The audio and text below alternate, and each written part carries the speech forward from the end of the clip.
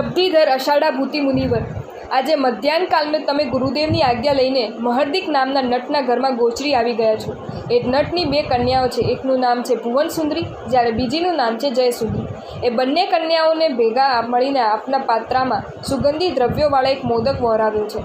એ મોદક લઈને આપ ઘરની બહાર આવી તો ગયા છો, પણ આપના મનમાં એક વિચાર આવી ગયો છે, આ મોદક તો મારા ગુરુદેવને જ આપવો પડશે, મારા ભાગે તો કંઈ જ નહીં આવે। લાવ યુવાસ્થાના સાધુનું રૂપ કરીને હું ફરીવાર આ ઘરમાં જઉં અને બીજો મોદક વરાવી લાવું। આપે રૂપ કરીને પુનઃ નટના ઘરમાં દાખલ થયા અને નટ કન્યાએ પુનઃ આપના પાત્રમાં એક મોદક વરાવ્યો। એ મોદક વળીને ઘરની બહાર નીકળી જઈને આપ છેક પોળના દરવાજા સુધી આવી ગયા અને આપના મનમાં પુનઃ એક વિચાર આવી ગયો, આ બીજો મોદક તો મારે ધર્માચાર્યને આપવો પડશે, મારા ભાગે શું? લાવ કાણી આંખવાળા અતિવૃદ્ધ સાધુનું રૂપ કરીને હું ફરીવાર એક ઘરમાં જઈને ત્રીજો મોદક વળી લાવું।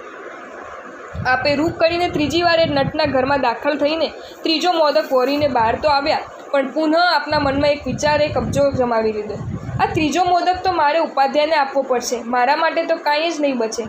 લાવ કુબડા સાધુનું રૂપ કરીને એક ઘરમાં જઈને પુનઃ એક મોદક વળી લાવું। એ રૂપ કરીને ચોથો મોદક વળી આવવામાં આપને કોઈ તકલીફ તો ન પડી, પણ પુનઃ એક નબળા વિચારે આપણા મનનો કબજો લઈ લીધો, આ ચોથો મોદક પણ મારા ભાગે તો નથી જવાનો, કારણ કે એ મારા વડીલ ગુરુભાઈને આપવો પડશે। લાવ કોળિયા સાધુનું રૂપ કરીને હું પાંચમો મોદક વરાવી લાવું।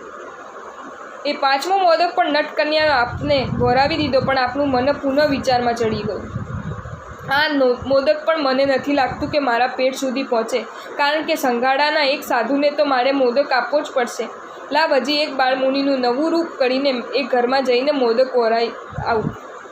અને એ રૂપ કરીને આપ છઠ્ઠો મોદક વળી તો આવ્યો, પણ એ ઘરની બારી પાસે બેઠેલા મહર્દિક નટે આપનું આ સર્વ ચરિત્ર જોઈ લીધું છે અને એને થઈ ગયું છે કે આ સાધુ ખૂબ કુશળ નટ થઈ શકે તેમ છે, જો એ આ સંસારમાં આવી જાય તો।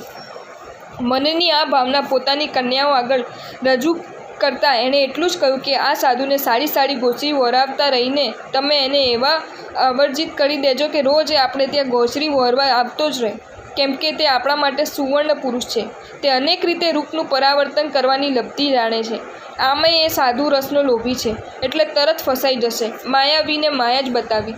અને મુનિવર, તમારું એ ઘરમાં ગોચરી વહોરવા જવાનું રોજનું ચાલુ થઈ ગયું। ગોચરી વળતી વખતે એ નટકન્યાઓના જે કામુક હાવભાવો થતા હતા એ તમારી નજર બહાર જતા ન હતા, તમે અંદરથી તૂટતા જ જતા હતા, અને તમારી એ નબળાઈને જાણી ચૂકેલી એ નટકન્યાઓ એક જ દિવસ તમને આમંત્રણ જ આપી દીધું, હે સ્વામી, આપનું સ્વરૂપ તથા શ્રેષ્ઠ ચાતુર્ય જોઈને અમે આપના ઉપર આસક્ત થયેલી છીએ, હજી સુધી અમે કુમારી જ છીએ, તેથી કૃપા કરીને આપ અત્રે જ રહી જાઓ અને અમારી સાથે વિષય સુખ ભોગવો। અને મુનિવર, તમે ગુરુદેવને જણાવવા પૂર્વક સંયમના વસ્ત્રો છોડીને એકવાર તો એ નટકન્યાઓને ત્યાં આવી જ ગયા છો અને વિષય સુખોમાં આસક્ત બની જ ગયા છો।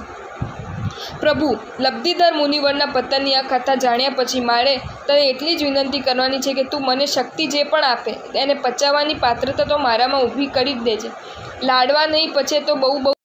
જો તમને આ વિડીયો ગમ્યો હોય તો આ વિડીયોને લાઈક કરો અને મારી ચેનલ જૈન ફેક્ટ્સ એન્ડ સ્ટોરીઝને સબસ્ક્રાઈબ કરો। ધન્યવાદ।